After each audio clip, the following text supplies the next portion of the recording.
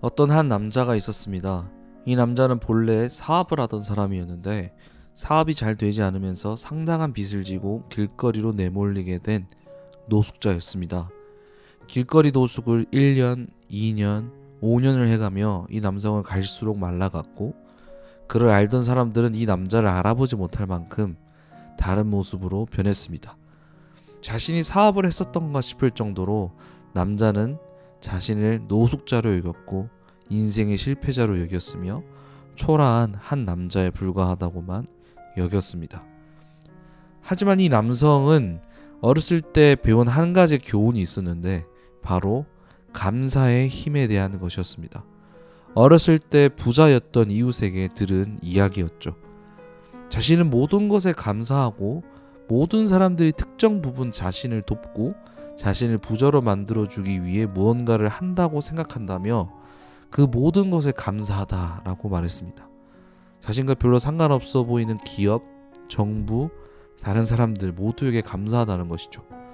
그리고 그 감사로 자신은 부자가 되었다라고 이야기를 했습니다. 그리고 그 부자가 또 다른 말을 했는데, 내가 이렇게 부자가 될 수 있었던 것은 결국 신이 모든 것을 다 만들어 놓았기 때문이다 라는 말을 했습니다. 당시 어렸던 남성은 이 말을 믿지 않았습니다. 아니, 감사로 부자가 된다고? 어이가 없군. 그렇게 쉽게 부자가 되면 이 세상 모두가 부자가 되어야지, 웃기지 말라지 라고 생각을 했습니다. 그리고 또 이렇게 말을 합니다. 어떻게 모든 사람이 나를 도와? 모두가 자기 각자 도생을 위해 사는 거지. 다들 이기적이만 한걸? 그들이 나에게 도움이 된다고? 라고 생각했던 것이죠. 어렸을 때 이 남성은 다른 사람들의 힘에 대해서, 누군가 이루어 놓은 것에 대해서 상당히 과소평가하는 사람이었습니다. 더욱이 이미 우리를 위해 만들어지고 준비된 세상에 대해서도 과소평가했습니다. 그리고 자신의 능력에 대해 지극히 과대평가를 한 것이죠. 그러니 절대로 감사하는 삶을 살리가 만무했습니다. 하지만 이 남성이 한 번의 실패를 겪고 나이가 들며 인생을 경험해 가고 난 이후에 이 이야기가 떠올랐습니다. 그리고 깨달은 것이죠.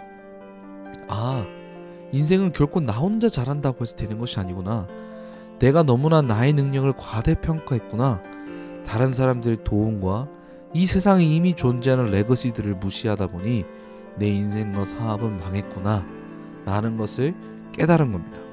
사실 남성의 사업이 성공하게 하기 위해 도울 수 있는 수많은 것들이 있었습니다. 이미 이루어 놓은 사람들의 조언, 협력 등이 있었죠. 하지만 자신의 능력을 너무 과대평가한 나머지 자신이 이미 가진 것들에 대한 감사를 잃어버리고 남들에 대해 교만하게 바라보았습니다. 그 결과는 처참했죠. 자신이 얼마나 교만했는지, 얼마나 자기 자신만 생각했는지를 알게 되었습니다. 그리고 이 남성은 생각을 바꾸어 세상에 이미 있고 자신을 도울 수 있는 것들, 자신을 도울 수 있는 사람들에 대한 감사를 하기 시작했습니다.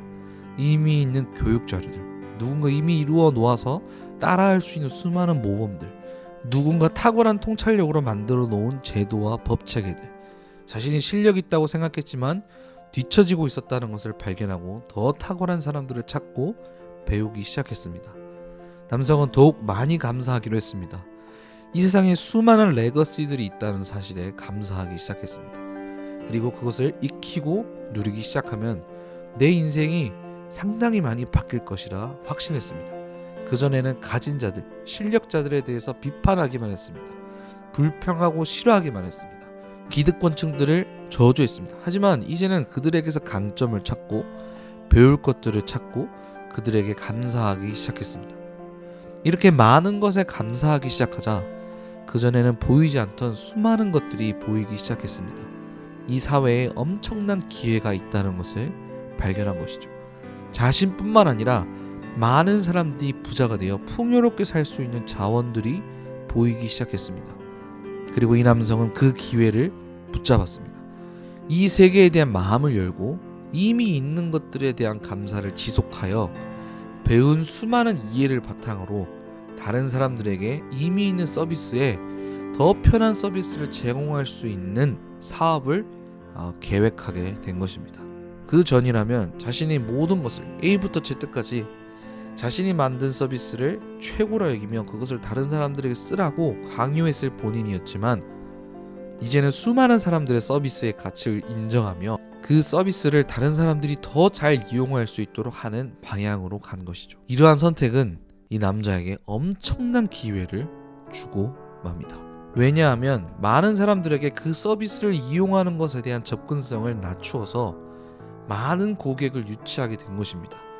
남성은 그 서비스를 다른 사람들이 이용할 때마다 수수료를 받게 되면서 엄청나게 많은 이익을 얻게 됩니다. 다른 사람들이 이루어 놓은 레거시에 대한 감사가 그 시작이었죠. 그리고 그것을 존중하고 감사하다 보니 그 서비스를 이용하는 것에 대한 접근성을 낮추면 어떨까? 그러면 정말 더 좋지 않을까? 라는 생각에 이르렀고 그것을 실행하자 많은 사람들이 도움을 받게 된 것입니다. 만약 이 남성이 어렸을 때 들은 이야기가 없었다면 그리고 그것을 실행하지 않았다면 여기까지 올 수 없었을 것입니다. 감사라는 것이 대단한 기술은 아니지만 아주 사소한 것 같지만 사실 우리의 삶을 근본적으로 바꾸는 정말 큰 힘을 가지고 있습니다. 성경을 보면 기본적으로 하나님은 선하시고 사람들을 위하신다는 것이 전제되어 있습니다. 성경에서 하나님이 무서워 보이는 것은 죄와 악을 미워하시기 때문이죠. 이것도 본인이 십자가에서 대신 대가를 지불함으로써 인간을 향한 심판을 자기 자신에게 돌렸습니다. 그 성경에 보면 범사에 감사하라는 이야기가 있습니다. 그것이 너희를 향한 하나님의 뜻이다 라고 말합니다. 왜일까요? 우리가 근본적으로 감사하기 시작할 때 신이 우리에게 원래 주고자 했던 그러한 삶이 펼쳐지기 때문입니다. 에덴 동산에서 아담과 하와가 살았던 행복한 삶을 아시나요? 에덴의 의미는 기쁨이라는 뜻을 가지고 있습니다. 기쁨이 가득한 삶, 이 땅에서 있는 모든 것을 누리는 삶, 그것을 행복하게 살아가는 삶, 이것이 원래 신이 우리에게 주신 삶이었습니다. 아담과 하와는 딱 하나 선악과를 먹지 않기만 하면 되었죠.